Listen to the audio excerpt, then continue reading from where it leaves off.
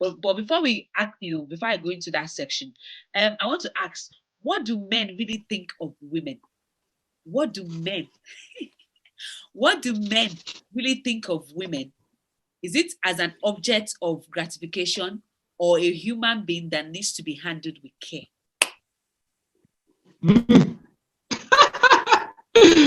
Oh my goodness. What do men really think of women? Yes. Yeah, there are two categories of men. There are some who think of them as just an object of sexual gratification, or just to walk for them. But there's another set of men who understand that a woman was created in God's image to have dominion, to explore, to live at her full potential, and giving that woman that opportunity. And I see them as, for me, I see women as that garden that God has given me to nurture, to bring out the best in them. And as much as also I do a lot to nurture my wife, I want her to get to the peak of her career. I want her to be at her best. When she comes back and tell me what happens at work, how she's celebrated, how she's outstanding, I say, yes, that is what God made you to be, to dominate. God did not tell only the man to dominate. It's for the man and the woman. So that is how we should be. We should see women as that garden that God has given us to nurture, to give the push, to give the encouragement to be their best, and not as an object of manipulation or sexual gratification, of just as a slave. But it is the distorted mindset that we're having, that making a lot of men see women in that perspective. But that is not how we should be. And that's what we are working to change. And I'm telling you, I always tell, as I tell men, I say, if God said, I'm giving you a helpmate, a helpmeet for you, I ask, Abiola, please, who is stronger? The person that is being helped, or the one that is helping another person? The one that is helping another person. I said, if God is, are you with me? Yeah, I'm here. If God is giving this woman as a helpmate, it means God is giving her to you to help you. So I don't see the best she helping as because you need to be stronger to help another person. Yeah. So because it's a stronger person, if you are weaker, I mean, how do you want to help? So I see that God has even put a lot in the women. A lot in the women that we need to harness. It's so much that God even said that if you are not even at peace with her, your heavens are closed. A lot in the women. And I want to receive that best from my wife.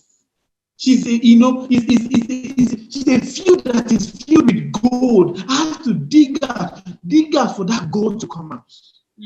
We'll have men who don't have understanding. And I want to bring men to the place of understanding, to know what God has called a woman and why you must join hands together. It's a partnership, it's not competition. It's God has called you both to partners to bring about his purpose. Yeah. And it's beautiful working with your wife in understanding. Yeah. I'm a product of my wife's encouragement. I'm telling you, I call her Ike, my strength. Wow. Because God has given her to me. And she has been a motivation. And I don't know how I wouldn't have been flying in this vision if not with her support, her creative ideas, her push, her encouragement. If I'm not saying, who are you? What? I'll just be dragging. And I'll not be where God wants me to be. So I think a lot of it stems from the mind, from the mind. The mindset. And you said two types of men, and you said the ones that see them as objects of gratification, and then the other ones that see them as a garden to be nurtured. So I just want to ask that, does pornography have anything to do with the other set of men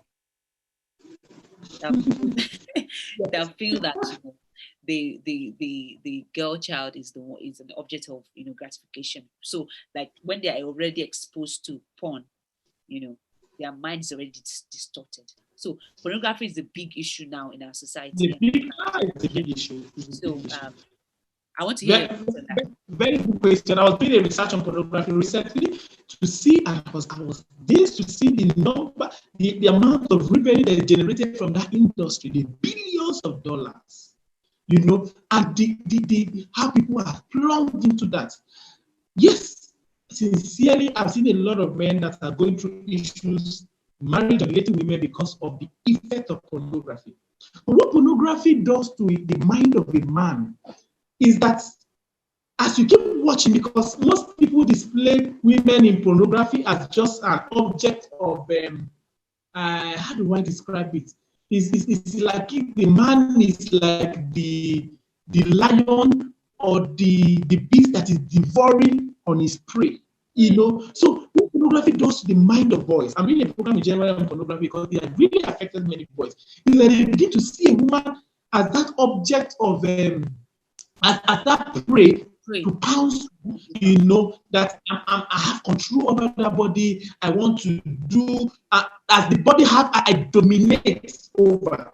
I have domination over that body, and I deal with that body the way I want, in a rough way. I have to mishandle that body. You know, it just distorts the mind of so many young men. And so when they see a woman, they want that woman to be in that same space of being under, or where they're being subjected to pain and then torture, and where they're just like a slave. That's what pornography does to the mind of so many men. So a lot of men grow up with the mindset that that is who a woman is. It's somebody who I'm in control. I have a body the way I want. I have her to turn whichever way she wants. I give it the way. And even so, they see women that way. And even in marriage, it affects so many men, because when the wife is not being that way, they say you are doing, because this is what they now see as mindset about sex, as mindset about relationship, as their mindset about how they relate to the woman. And so they want to act the same thing they see, even relating with women, with girls. I've seen where that has affected the mind of many men. And I'm telling you, that's one major tool that has distorted the mindset of men and even led a lot of SGBV, sexual gender-based violence, because of what men are seeing. Not just in pornography, music videos where women are displayed as slaves, as somebody who demands drag, takes by force, and do it in a very distorted and pervasive way. So it's an issue. Another other thing that also disturbs men is sexual. A lot of men are victims of sexual abuse, and it is shocking to know that more women abuse men than men abuse men. From research, more women abuse men than men abuse men. And a lot of advocates of sexual abuse as low as 2 years old. Wow. Yes. Life. Some cases we don't want to organize to see the people in the act, because the person will never accept or agree. You know. And so a lot of men now are not opened up at a very tender age to a wide sexual appetite. And it has to be by that woman, either by an older woman or a small girl, a young girl. So they begin to grow before they are 5, 6, 10, they're already white. And that in a way fast forwards their age in their mind because of what they've been exposed to. So a 10 years old boy, because they see sex as what makes a man, is not feeling like a 20 years old man because he's already exposed.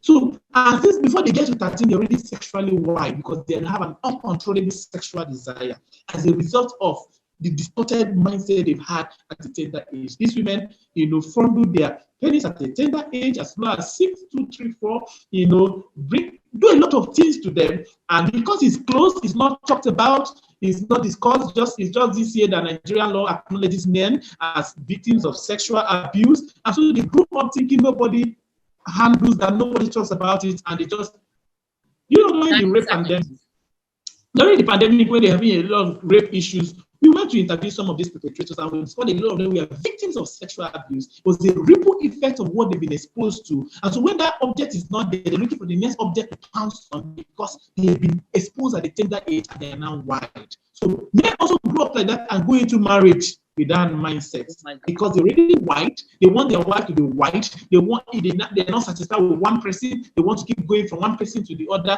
because of the effect of pornography, effect of sexual abuse, and other distorted mindset they have going on. We need to break the vicious cycle if we want to raise responsible men. Oh Lord. Now we need to talk about something positive. Like, is there hope?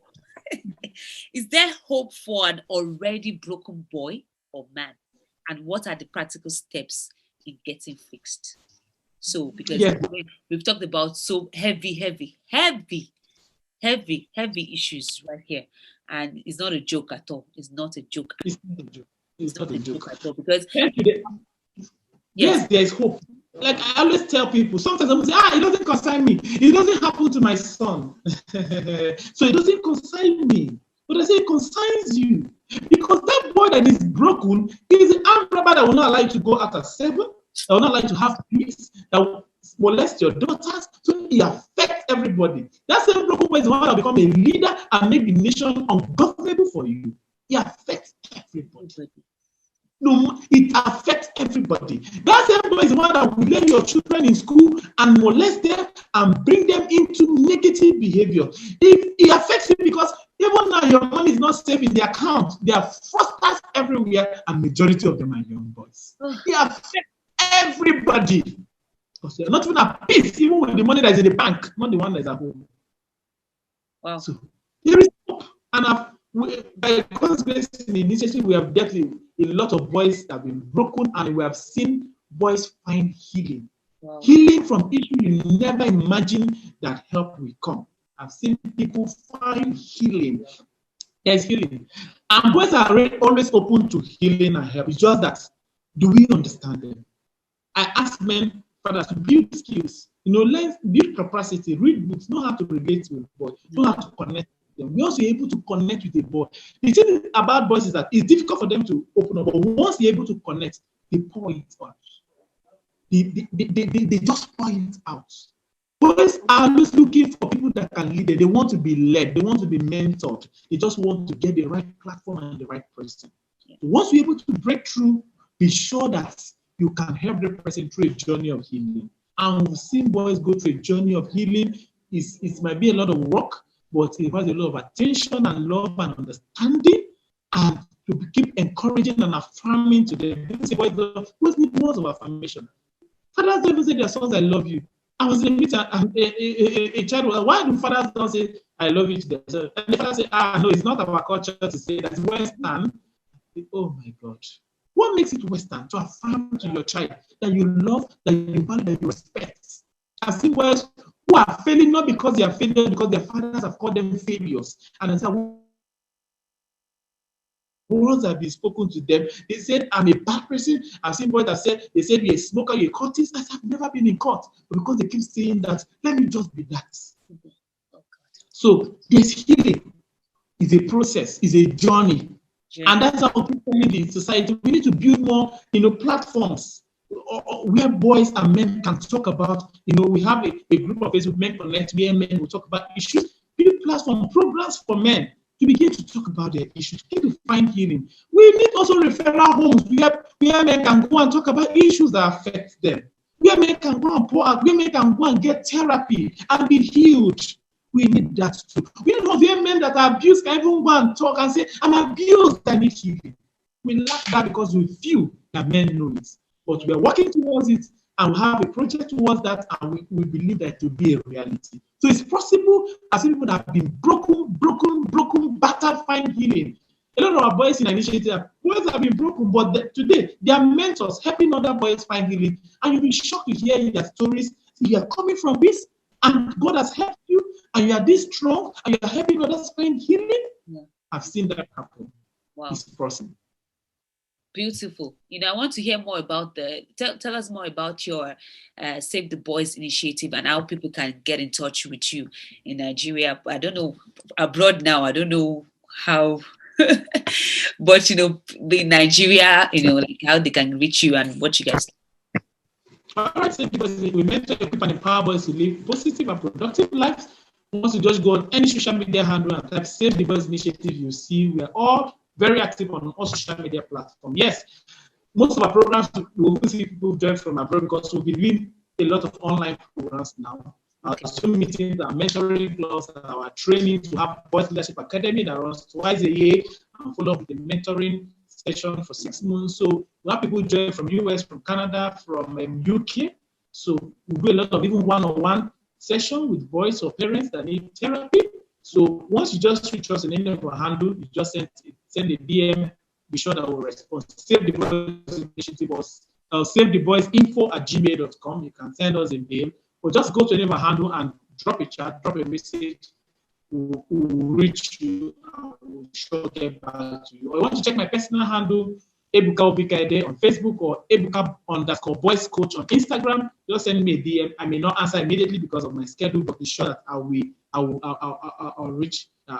out to you. So, have programs. We have the next International Boys Conference we hold in May, Boys Leadership Academy, Boys Mentoring Clubs that we hold one-on-one section with parents. We have our community outreach we do to boys. Have a lot of trainings we do for boys, pornography, on sex education. So hold a lot of programs. Once you follow on our handle, you see all our programs and you keep seeing notifications, and then you get to know what we do. If you need us to talk with your boy or your parents, you need a therapy, you need us to help you understand what is going on and help your boys. We are there to help you. Wherever you are, any part of the world, we can talk and help you find healing. Beautiful. Thank you so much for that information. Beautiful, beautiful, beautiful. I mean, there's a lot to be covered, but I want to go into, because I have questions here, but the time, it's fast, but I want to ask the question, one of the challenges that we have in our generation now is single parent homes. Yeah.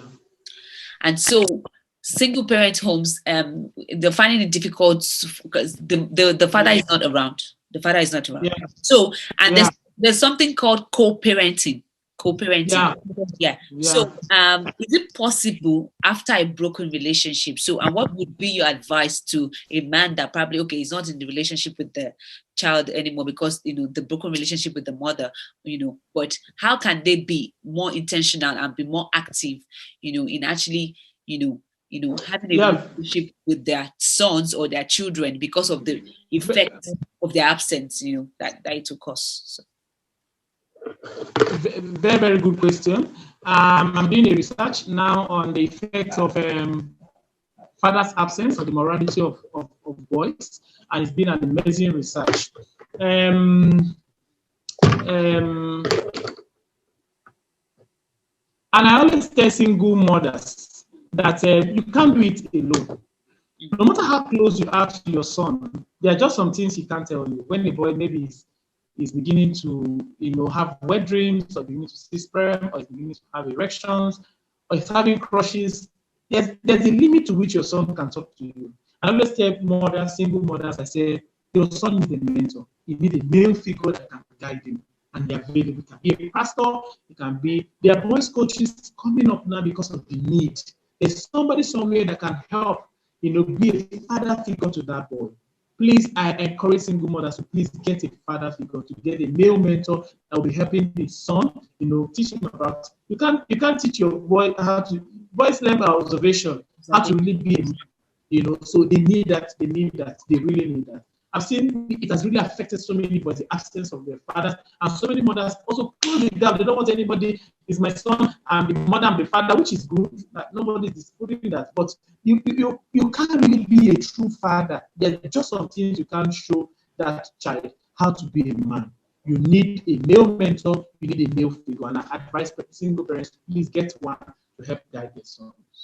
Another challenge that most times mothers or single mothers can find it difficult to trust another person, another male gender, for them to, because, we're talking about sexual abuse, because if the examples of the people that you see are not even right, you say, how will you now want to expose them to your children? That kind of way. So it's a big challenge. Yeah. Very good. I also give put a caution to that. You also have to be careful with who you also release your child to, because I've seen where some of these mentors introduce the boy to so many other things, but because there's a lot of trust issues that's going on. People are afraid. Is this person trusted? Do I really know this person? But I always tell mothers, it's a lot of sensitivity.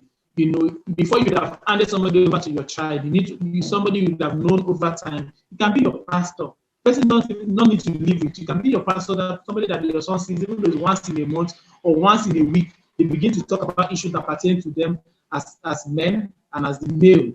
So there is just somebody out there that is trusted. Once we look, so many times it's because of the issues so many mothers have gone through, so their hearts are closed. They find it difficult to trust people. They don't even know who to trust, who to talk to. There's a lot of fear. And I say, live above that fear. Break through from that fear so that you can help your son.